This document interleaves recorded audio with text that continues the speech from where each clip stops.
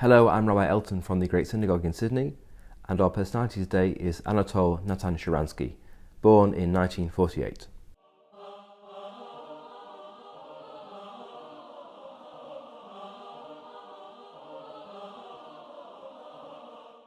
Natan Sharansky became the face, the representative, the most high-profile figure of the refuseniks movement, those Jews in the Soviet Union who asked to leave to emigrate to the land of Israel, live in the state of Israel, and were denied and often imprisoned by the Soviet authorities.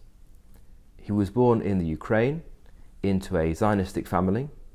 He went to school and university. He was a chess prodigy at a very early age, and he went to work in the area of the sciences and ultimately in a Russian Soviet state laboratory. There he became privy to certain state secrets. This was to prove very disastrous for him in his later life.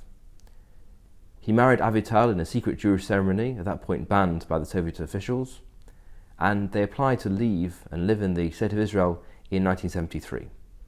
That application was refused, ostensibly on grounds that he knew about Russian state secrets. At this point, he became a very vocal and powerful campaigner on behalf of other Jews in his predicament, and also a general human rights campaigner for all those who were suffering under Soviet rule and other rules. He was arrested by the KGB in 1977 on charges of high treason and was sentenced to 13 years hard labour, some of which was spent in solitary confinement. He said he kept sane by having chess matches with himself in his own head. Avital, his wife, led a worldwide campaign for his release and for the release and freedom of others like him, and eventually the pressure was so great that the Soviet Union released him in 1986. In a final show of defiance and a demonstration that his spirit had not been broken, he was told to walk across a bridge to freedom. He was told to walk in a straight line. Instead, he took a wavy, diverging route to show that he was still his own man and still in control of his own destiny. He went to live in the state of Israel, and there he became a politician.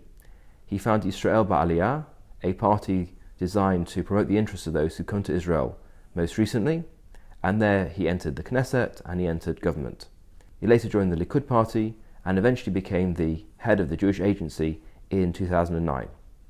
Now into his 70s, he's still an influential and important leader of the state of Israel, representing not just the concerns of former Soviet Jews, but of all those who care for the future and stability of the state of Israel. Well, that concludes our 50 personalities covering 1,000 years of Jewish history. It's been a lot of fun taking this journey with you, looking at these extraordinary figures and the impact they had, and how they outline the course of the last millennium of our people's history. There's going to be a new series. I look forward to sharing that with you, and there'll be news of that next week. Thanks for joining today and throughout this past year.